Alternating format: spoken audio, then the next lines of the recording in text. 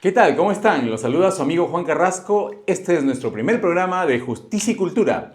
Me acompañan en esta mesa nuestro gran amigo Martín y Carlos. Bienvenido, Martín y Carlos. ¿Qué tal, Juan? ¿Qué tal, doctor?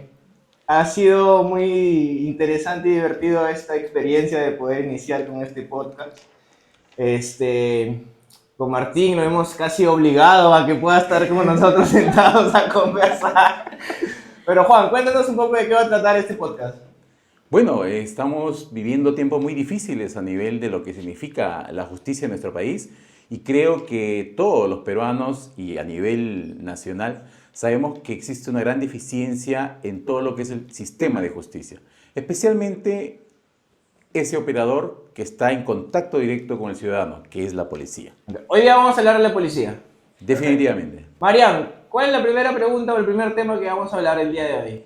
El día de hoy, el primer punto a tocar es, ¿por qué no es la primera vez que policías se ven involucrados en este tipo de casos? Es decir, como en feminicidios, homicidios, asesinatos, ¿no? De mujeres. Martín, hace rato estuviste contándonos sobre esta noticia que salió de que en cámara oculta habían ido a preguntarle a los policías sobre qué pasa si tengo un caso de violencia. A ver, cuéntanos cómo fue eso.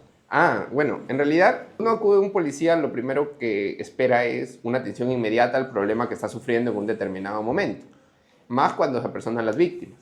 Pero ¿qué sucede? El día de ayer por la noche veíamos un video en el que no era la víctima quien se acercaba al policía, sino más bien una persona que estaba siendo denunciada. Y los policías, El victimario. el agresor en todo caso. Ya, pero claro, perdón. Y el policía, lejos de brindar un apoyo o de buscar un cauce normal, lo que brindaba era un apoyo a este agresor para salir impune de un delito que había cometido. Él decía, ¿no? Policía, mira, ¿sabes qué? Me están denunciando por un caso de violencia. ¿Y qué decía el policía? ¿Tienes lesiones? ¿Algún signo? No, nada. Entonces no te preocupes, eso va a quedar ahí. Ya nosotros nos encargamos. Así es como en realidad se manejan las investigaciones policiales en nuestro país. E inclusive no te reciben la denuncia, te buscan pretextos o buscan hacer que la culpa recaiga en la propia víctima al momento de poner una denuncia. Y creo que esto de repente viene del tema de los filtros que tenemos ahora en la actualidad en el tema de las escuelas, ¿no? No hay un filtro adecuado de quiénes pueden ser policías, quiénes pueden participar de esta noble institución como es la Policía Nacional del Perú, que por Constitución Política del Estado está llamada a investigar y a perseguir también el delito de la mano siempre con la Fiscalía. Consideramos que es necesario un cambio radical en el tema de cómo ingresa una persona a ser policía, que se considere el trabajo de un policía como era en anteriores años, en la época de nuestros padres o de nuestros abuelos. ¿Tú consideras que ahorita, hoy por hoy, el personal o quienes ingresan a la policía lo hacen por vocación? Esa es la parte creo que medular, ¿no? ¿Cuántos policías en realidad están por vocación y cuántos policías en realidad quieren solamente utilizar a la policía como un trampolín para otros fines, ¿no? Y otros policías que definitivamente solamente están como policías mientras buscan una carrera u otra carrera profesional para salir de la policía, ¿no? Se dice en la calle o a voz populi de que estar en la policía es lo último si no entras a una universidad o no tienes otra opción. Martín, ¿cómo ves eso? O sea, ese es un clamor popular. Ya. Y también los escucho hablar a ustedes, ¿no? De lo importante que es la vocación para el servicio policial. La vocación es trascendental para toda profesión, más en especial para la policía, que tendría que ser la primera línea de cuidado para los ciudadanos y su seguridad y su tranquilidad. Pero eso nos lleva a hacer nuevamente y trasladarles una pregunta, ¿no? Necesitamos aplicar filtros adecuados para el ingreso a la función policial. Pero ¿cómo sabemos quién sí tiene vocación y quién no desde su sola postulación? Claro, yo creo que más que el tema vocacional, si bien es cierto, es un tema netamente subjetivo porque nosotros no podemos entrar a la mente de las personas que ingresan a la policía, claro, pero sí podemos hacer el otro filtro que significa y que se hacía en anteriores en la policía antigua, que era simplemente determinar si estás en un entorno de personas que se dedican a delinquir, si tu familia tiene antecedentes penales, policiales. Y muchos salieron seguro y saldrán los defensores de derechos humanos, no, esa es otra persona, se tiene que aplicar este principio de igualdad. No, si estamos en el Estado necesitamos que como Estado se pueda tener a los mejores en la policía para poder de ahí tener un cuerpo policial que en realidad pueda investigar delitos, perseguir delitos y tratar diferente a un agraviado que a un investigado. Se habla de que, por ejemplo, antes existían muchos filtros que iban más allá de la persona con su entorno personal. Pero aplicar esos filtros en este contexto sin ir a un espacio de derechos humanos sería un sesgo estatal de decir, tu ambiente te condiciona a cierta oportunidad. Es como, no sé si han visto la película del Precio del Mañana, Claro. de que tenía zonas y el solo hecho de que el chico, el protagonista, avance de zona, ya alertó a la policía por qué avanzaba tan rápido y debería dedicarse solamente a su zona, que era el principio que regía eso. Es lo mismo que les estamos diciendo acá. Les estamos diciendo como Estado, les estaríamos diciendo como Estado, si naces en una zona donde toda tu familia está en un ambiente delincuencial, lo único que puedes aspirar es a no pasar eso. Porque yo como Estado te voy a filtrar y en base a esos antecedentes familiares no te voy a dejar avanzar. Ok, bacán. Tienes un buen punto ahí, Juan. Entonces, Sí, pero definitivamente tenemos que hacer algo. O sea, no nos podemos quedar con brazos cruzados porque finalmente llegamos a lo mismo. O sea, es un tema cíclico. Si es que yo le afecto a una o dos personas de 33 millones de personas el derecho a que pueda postular a la escuela de oficiales o de suboficiales de la policía, no significa que con eso voy a afectar los derechos de todos los peruanos.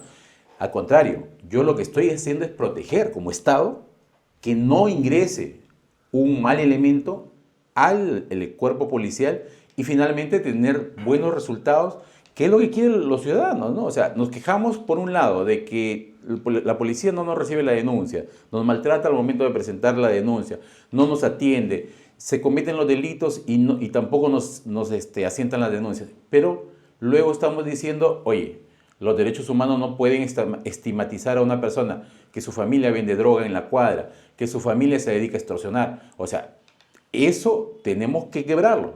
¿Por qué? Porque si no vamos a seguir en este circuito en otros países, Colombia, Estados Unidos, cualquier persona no puede ser policía. Y sí hacen esos filtros que estoy mencionando. O sea, sí se hacen esos filtros. ¿Por qué? Porque el Estado tiene que cuidarse. El Estado tiene que cuidarse. Si no, simplemente Estados Unidos no recibiría a todo el mundo, ¿no? O sea, el Estado tiene que cuidarse para evitar lo que estamos pasando en la actualidad. De todos los operativos que se realizan, siempre hay un policía dentro de las organizaciones criminales. sí, eso está clarísimo, siempre ha pasado. Entonces, si yo o una persona que está en una familia que es, vaya, de bajos recursos, o no necesariamente de bajos recursos, pero tiene antecedentes policiales, penales, su mamá, su tío, su primo, su hermano, y esta persona quiere ser diferente, no podría postular porque su familia tiene estos antecedentes. Es justamente el tamiz y la razonabilidad y la proporcionalidad que tiene que tener el Estado. Si nosotros continuamos con lo mismo, aplicando los mismos dispositivos, aplicando los mismos criterios, lamentablemente vamos a tener lo mismo que tenemos en la actualidad. No solamente en la policía, también en la fiscalía, también en el Poder Judicial.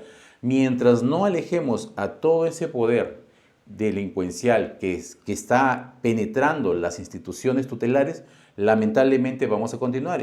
Y para nadie es un secreto que las organizaciones criminales buscan eso, penetrar las instituciones tutelares, especialmente la policía, para luego valerse de esos policías y generar impunidad. Nos estamos viendo el tema, ya, perfecto. ¿Qué pasó, Pero Martín? regresándolo. Pero regresando nuevamente. Entonces, para culminar este primer bloque, ¿con qué seguimos ahorita, mi querida María? El primer punto era por qué la policía se ve involucrada mucho en estos casos de feminicidios, homicidios, y se han ido de la... Hay otro punto. Ok, ya. Entonces, eso no va. ¿Cuál es el siguiente punto entonces? El primer punto. ¿Cuál es el primer punto? ¿Por qué la policía, por qué muchos personal de la policía se ve involucrado No, pero en el feminicidio? Pero se han ido a... Justamente por el falta de filtros, ese es el punto número uno. O sea, Ya. yo creo que siempre atacamos las consecuencias y no las causas. Entonces, cuando tú atacas las consecuencias de un hecho, de un problema, simplemente da soluciones pequeñas, como por ejemplo, que entre inspectoría, que los destituyan automáticamente, ya, y se acabó. Y aplanas y tranquilizas a todo el mundo. Pero yo creo que las causas de ese problema, primero es la falta de filtros para ingresar a ser policía. Lo segundo son los oficiales que tenemos en la actualidad, si están capacitados para poder conducir a las comisarías, a las unidades especializadas. Y el tercer punto es cómo es que se promueve a un agente policial, de suboficiales, de oficiales, ¿cómo los promueves? De teniente a capitán, de capitán a mayor, de mayor a comandante, de comandante a coronel. ¿Qué es lo que está pasando con los reglamentos? Donde le da más preferencia a la parte administrativa que a la parte operativa. Si tú estás en el área administrativa, asciendes más rápido. Porque nadie te va a denunciar, nadie te va a quejar y finalmente tu hoja de vida va a estar limpia. Entonces asciendes automáticamente porque vas a tener un montón de reconocimiento. Pero si estás en la parte operativa, es decir, en la DIVIN, en investigaciones, inteligencia, vas a ser quejado, denunciado y finalmente te vas a estancar. Entonces, ese es el principal problema que tenemos en la policía. Filtros, personas realmente capacitadas. Y lo otro, la forma de cómo se promueve y se asciende a los oficiales, ¿no? Yo escucho esto y me viene una pregunta a la mente, en todo caso, ¿no?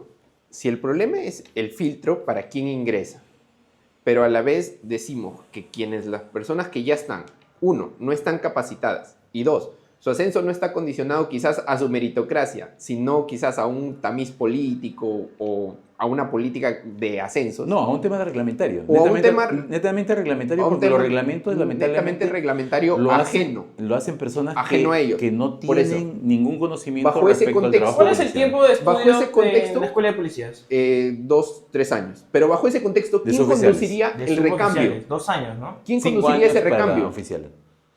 Claro, ese es el trabajo que se tiene que hacer, ¿no? O sea, el trabajo que se tiene que hacer es, primero, el tema de la reglamentación. Tiene que ser reglamentada por gente que conozca, por gente que haya siquiera pasado por la policía, que se haya jubilado y que se haya jubilado en un buen cargo policial. Ahora, esas son las personas que ahí viene conocen, ¿no? Hay un montón de gente que conoce, ¿no? Otra pregunta. La reglamentación nacional general está el Congreso y la misma policía con sus directivas. Si ya señalamos que los mismos policías con sus directivas para poder llegar a hacer un reglamento tienes que estar en un estamento alto, se supone que no va a ser una persona nueva que ingrese. Ahora, eso no lo puedes cambiar. Ahora, en el caso del Congreso, ¿cómo te aseguras que quien llegue sea una persona que conozca, uno, sobre materia policial y dos, tenga la predisposición y tenga la voluntad política de realizarlo?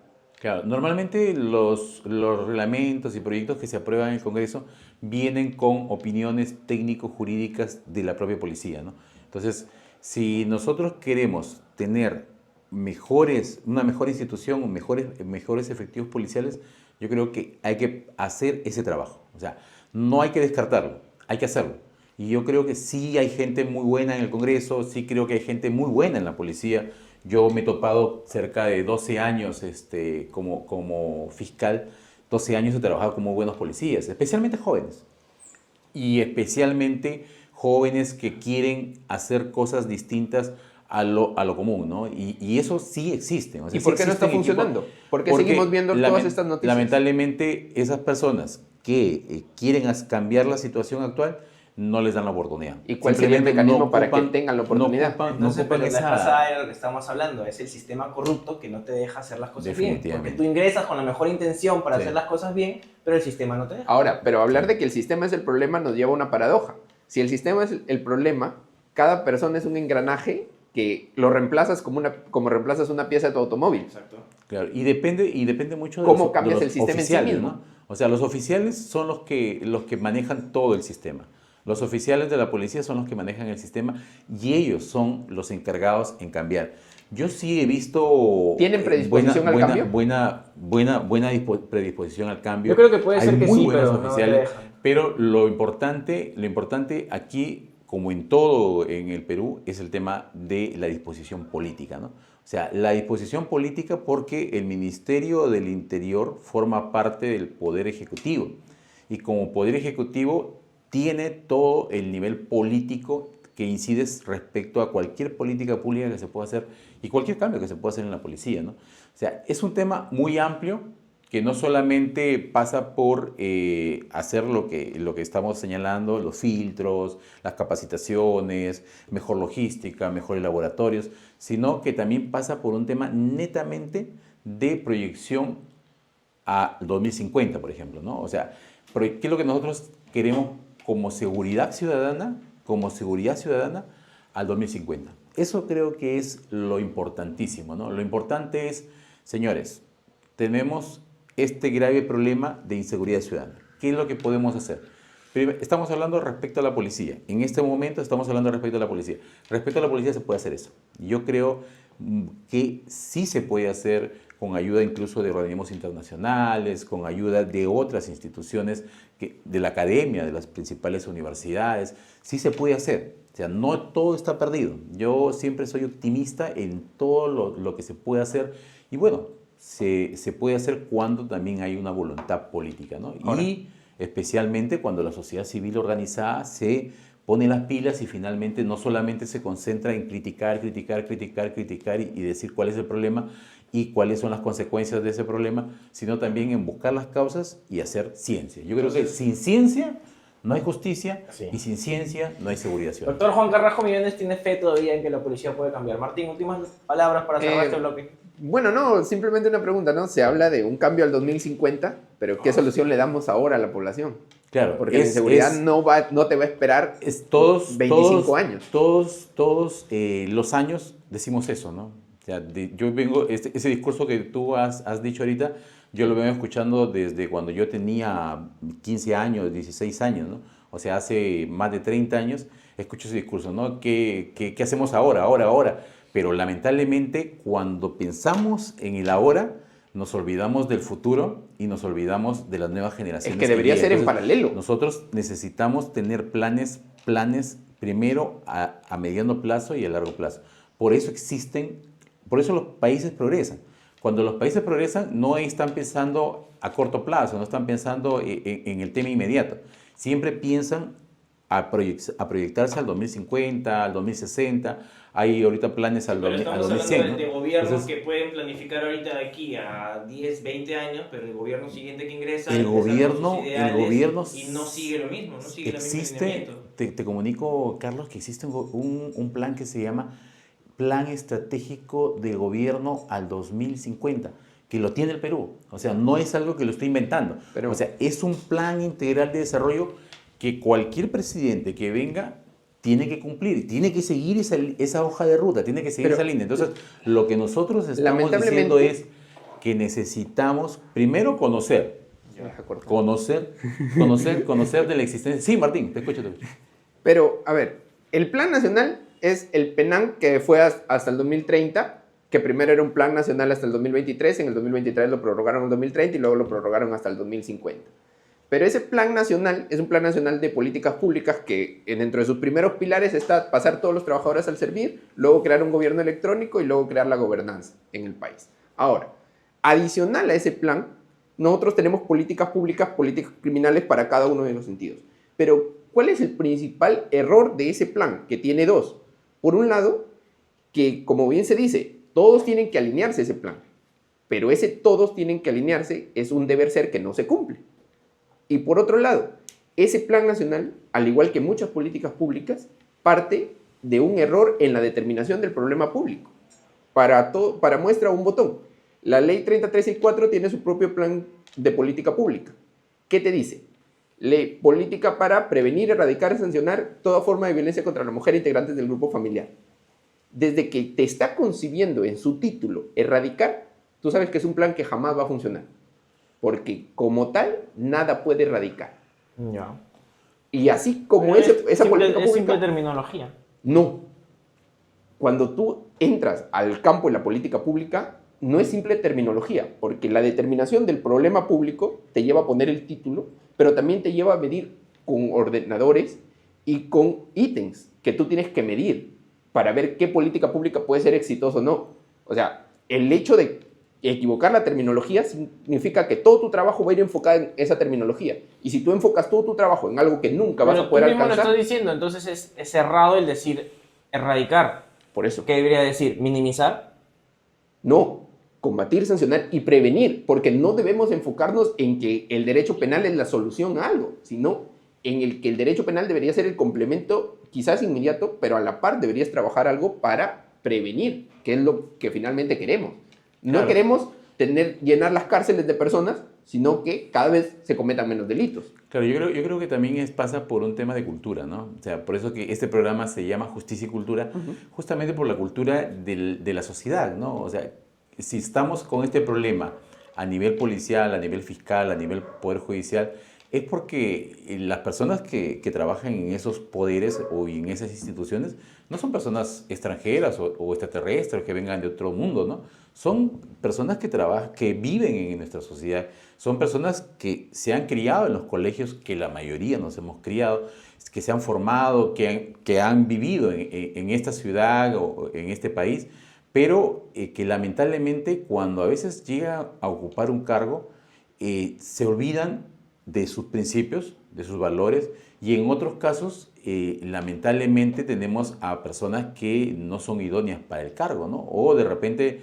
como algunas personas que hemos visto, que una vez que tienen un poco de poder, simplemente alzan, más que se alzan, utilizan el poder no para lo que se le concedió, o sea, para lo que se necesita, que es servir a la sociedad, que es servir al Estado, que es servir a la nación, sino utilizan el poder para malos fines, como por ejemplo el tema de la corrupción, ¿no? Eso no lo podemos negar. El tema de la corrupción, ¿qué significa? Que yo, siendo policía o siendo fiscal o siendo juez, simplemente no cumplo mis funciones y favorezco a determinada persona previo pago, previo beneficio o beneficio de alguna persona, ¿no? Entonces, es un tema de cultura, es un tema, como lo decía Martín, nosotros no solamente pensemos en la represión, también hay que pensar en la prevención. Y para pensar en la prevención significa trabajar con municipalidades, trabajar con instituciones que incentivan el deporte, la cultura, dentro de una sociedad, dentro de una ciudad, dentro de una localidad. Y yo creo que esa es la forma de, por un lado, el Estado previene el delito y por otro lado, el Estado reprime el delito para los casos que son graves. Y esa es la parte de la policía. La policía tiene dos fuertes líneas de trabajo. La policía comunitaria, que es la policía que se encarga de hacer el tema de seguridad ciudadana y reunir a los ciudadanos, organizarlos adecuadamente, y el otro lado, que es la policía ya de investigación, de inteligencia, la policía operativa, ¿no? Esas dos líneas de trabajo de la policía tendrían que tener buenos directores y buenas personas que finalmente se encarguen no de estar lucrando, como lo hemos visto recientemente en varios operativos y en varios videos donde se ve cómo es que el jefe que es jefe de un área, por ejemplo, pongamos tránsito, o el jefe de una comisaría o de una unidad especializada, les exige resultados, entre comillas, a sus subalternos. Y esos resultados significan dinero, significa prebendas económicas. Eso es lo que está pasando y eso es lo que tenemos en la actualidad. Ahora yo sí creo que necesitamos soluciones, ¿no? Soluciones. ¿Qué hacer, no? ¿Qué hacer al respecto? Porque, bueno, los problemas lo conocen la mayoría de la población, todos los que nos están mirando saben cuál es el problema a nivel del sistema de la policía. Pero lo que necesitamos es plantear soluciones, ¿no? Yo creo que este programa ha nacido justamente en algo distinto. Necesitamos soluciones, ¿no? Bien, ahora en este segmento vamos a tocar un tema que para nosotros tres es penoso y creo que a todo el Perú ha conmocionado, como es el triste fallecimiento de Sheila Cóndor.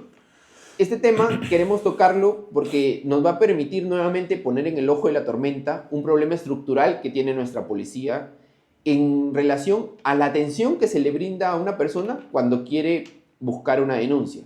La mamá de Sheila Cóndor ha señalado en múltiples canales de televisión que cuando ella acudió a presentar una denuncia por la desaparición de su hija, le señalaron que quizás se había ido con el enamorado, que quizás estaba en otro lugar o que quizás estaba exagerando. Malísimo. Lamentablemente, pasaron los días y nos damos cuenta de que no estaba con su enamorado, no estaba en otro lugar ni se estaba exagerando. Lamentablemente había sido descuartizada y se encontraba en el cuarto de un efectivo policial.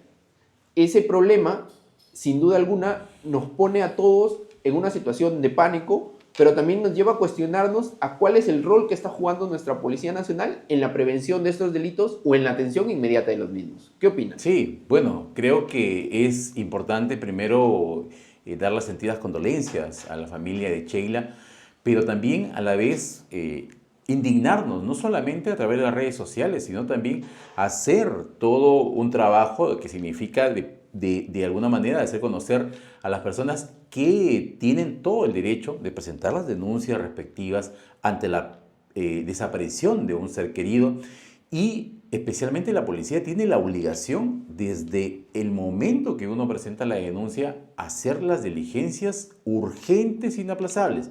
¿Qué significa esto? Que tenían que haber acudido a los lugares donde Sheila había desaparecido. Tenían que haber preguntado a todas las personas que la habían visto por última vez a Sheila, tenían que haber revisado el WhatsApp de Sheila, como lo hizo la mamá de Sheila, y también tenían que haber llamado a esta persona que era el principal sospechoso de esta desaparición. Tenemos en cuenta de que esta persona, este efectivo policial, fue a trabajar, incluso teniendo el cadáver ahí en su departamento. Y es algo aberrante, indignante, de que tengamos una persona asesinada por parte de un presunto asesino que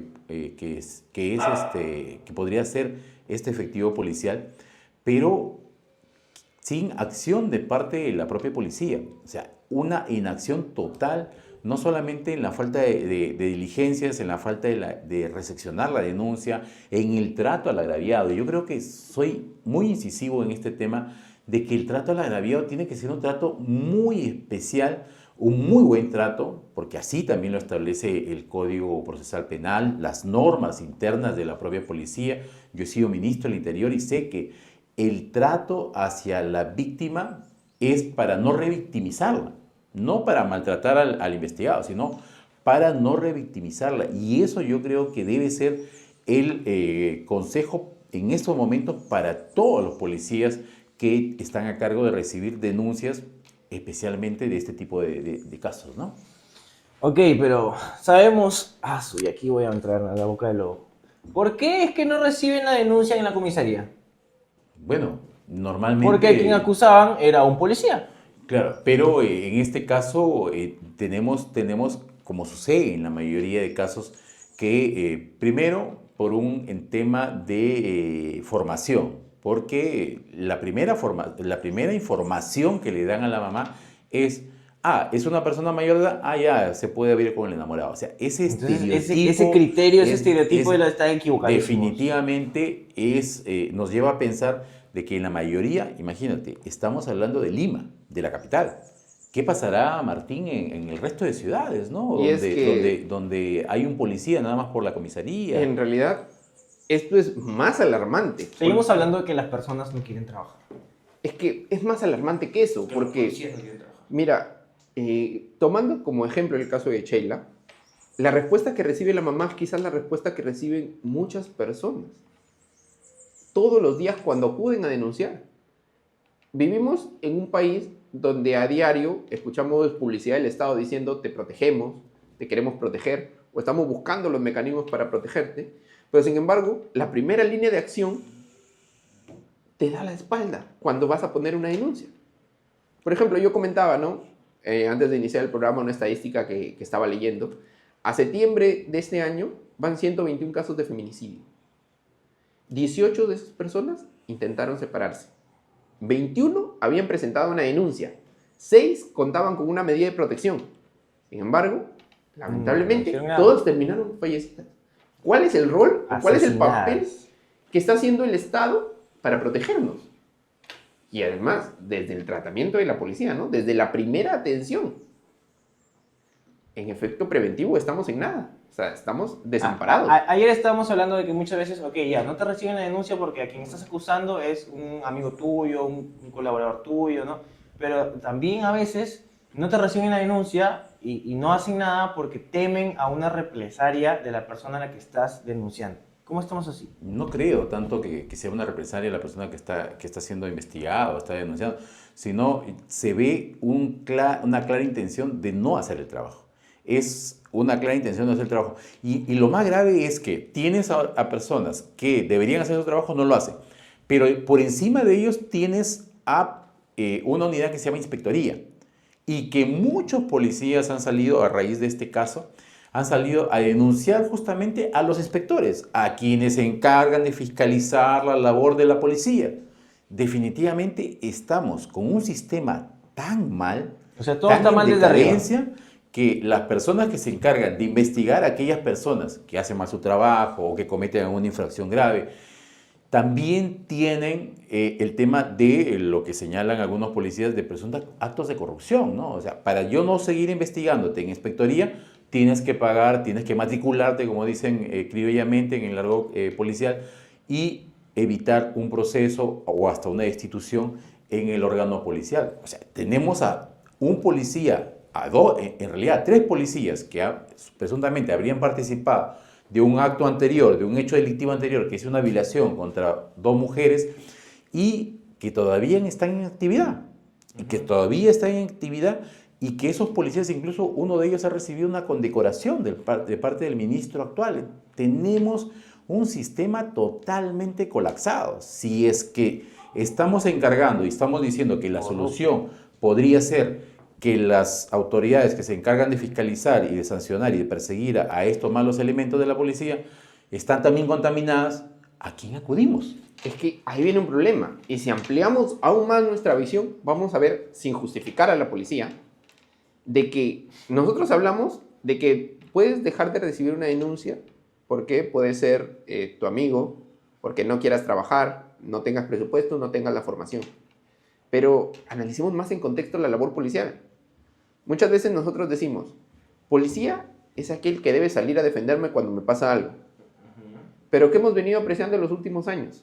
Un policía actúa en una situación de emergencia que si la analizamos, el policía, actúe o no actúe, está en peligro. Porque si actúa, por ejemplo, en un robo, si él comete una acción y lamentablemente de esa acción la persona que está cometiendo el delito fallece, producto de una acción del efectivo policial, muchas veces los efectivos policiales son enviados a prisión preventiva, son enviados, son condenados. ¿Y qué pasa con eso? También te genera en toda la policía un pensamiento de inacción, Exacto. de quizás me hago de la vista gorda, no intervengo. Pero viene por el otro lado. ¿Qué pasa si en ese momento exacto veo que están robando y no actúo? También es un problema porque como eres un funcionario que tiene un deber específico de cuidado con la población, estarías también cometiendo un delito. Estamos hablando de leyes que no defienden. Estamos en una tampoco a los encrucijada. policías. Claro, estás contra la espada y la pared, de no Sí, saber qué haces. definitivamente. Si ayudas y ayudas muy bien, puedes terminar preso. Y si no ayudas, ¿por qué no ayudaste? Claro, o sea, Y en esa encrucijada, muchas veces no sabe cómo actuar, no Claro. saben cómo reaccionar. ese es Ya, el pero sistema- tómate la ese- denuncia, pero al menos, ese- acéptame la denuncia. Ese es el sistema que tenemos y lo importante, y también hay que decirlo, o sea, ¿cómo termina este caso, no? O sea, termina un caso donde, de acuerdo a las cámaras que se han presentado en diversos medios de comunicación, este policía que presuntamente asesina a Sheila, estaba vivo cuando llega la policía y luego aparece muerto. Entonces, viene la pregunta, ¿no? Todos los ciudadanos se hacen la pregunta, ¿qué pasó? ¿Qué sucedió? ¿Qué es lo que sabía este policía para finalmente terminar, entre comillas, suicidado? Y estando suicidado, ni siquiera se cumplen con los protocolos porque era una persona fallecida. Como una persona fallecida, y todos los policías que estaban ahí no eran policías jóvenes, sino eran policías con bastante recorrido policial, no hicieron y no cumplieron los protocolos. Y segundo, el tema de las máximas de la experiencia y la lógica. Una persona que está con un estado de rigidez cadavérica, que no tiene pulso, que no tiene respiración, que no tiene latidos, esta es una persona que ha fallecido. Entonces, ¿cómo lo vas a llevar a un hospital? ¿Sí? ¿Y cómo vas a contaminar la escena del crimen? ¿Cómo vas a encontrar sangre por un lado y decirme que él se ahorcó en un fierro del televisor, ¿no? Entonces, hay bastantes preguntas que se deben responder. Hemos visto que el ministro del Interior no ha salido a responder en los últimos días absolutamente nada y no ha dado ni ha brindado conferencia de prensa como siempre lo ha estilado a hacer. Hasta donde he visto, Este es un caso que nos permitiría, si es que se investiga a fondo, y creo que la Fiscalía lo está haciendo, si se investiga a fondo nos va a permitir descubrir en realidad qué es lo que pasó, no solamente con la muerte de Sheila, sino también con la muerte de su oficial, qué es lo que pasó, por qué es que el señor lo llevan al hospital estando fallecido, y por qué se contamina la escena donde fue encontrado y por qué en los videos aparece el señor vivo. Entonces, creemos que es necesario investigarlo porque se podría encontrar, existiría la posibilidad de que exista toda una red de gente de la inspectoría que se dedica a proteger a estos malos elementos y que estos malos elementos de alguna manera estarían entregándole algún tipo de prebendas, de beneficios a esta gente de inspectoría, y por eso, de repente, sería la hipótesis de que fue acallado, ¿no? Fue desaparecido. Entonces, eso tiene que ser investigado. No puede quedar como una mera anécdota por el hecho de que se considera como el principal sospechoso de haber asesinado a Sheila, ¿no? Entonces, yo creo que necesitamos saber, todos los peruanos, qué sucedió tanto en el caso de Sheila como en la muerte de este policía, porque nos vamos a encontrar con muchas sorpresas que ya este ministro del Interior nos tiene acostumbrados, como el secuestro de una señorita que salía del gimnasio. Sí. Nunca supimos. No, eso está más si en armado realidad que Legos en... el secuestro se dio, si en realidad fue la propia familia de esta señorita, y finalmente fueron capturados, el tío creo, y el primo de esta señorita, y fueron capturados, y después no sabemos absolutamente nada qué pasó. Igual que este caso de que sembraban droga a unos supuestos raqueteros de unos bancos, ¿te acuerdas? Y en ese caso, y habían policías sí, o sea, involucrados. y en ese caso, por ejemplo, de la chica del gimnasio secuestrada, también asesinaron a uno de los abogados. O sea, es toda una trama de casos que se presentan en este gobierno, que se presentan en la actualidad, que terminan muriendo, desapareciendo las personas involucradas. Ahora, en los casos. ¿sí crees que está muerto el presunto asesinado de Sheila? Bueno. Porque sí. la familia, hasta donde vi noticias, la familia dice que no le parece, que no han enseñado el cuerpo, que eso no es cierto, que ni siquiera es él. ¿Tú crees que sea el caso Alan García II? Bueno, no creemos que llegue a ese nivel, pero sí lo que creemos es que una muerte de un suboficial de la policía que estuvo horas antes vivo y que incluso estaba mirando desde la ventana de su cuarto y después que aparezca colgado en un rack de un televisor, es totalmente sospechoso. Y creemos, o sea, y más aún que no hayan llamado a fiscalía para el levantamiento del cadáver. Ese es el tema de la falta de cumplimiento de protocolos, ¿no? O sea, para el levantamiento del cadáver, la fiscalía. No aparece en ningún momento la fiscalía. Entonces, creemos que es necesario una investigación a fondo para identificar quiénes protegieron a estos malos elementos de la policía durante tanto tiempo, pese a estar siendo investigados por un delito tan grave como es el de violación a unas señoritas, ¿no? Bueno, entonces, para culminar el programa, un saludo a todos los policías que son buenos. Bueno, sí, creo que existen muy buenos policías y yo he trabajado con muy buenos policías a nivel nacional.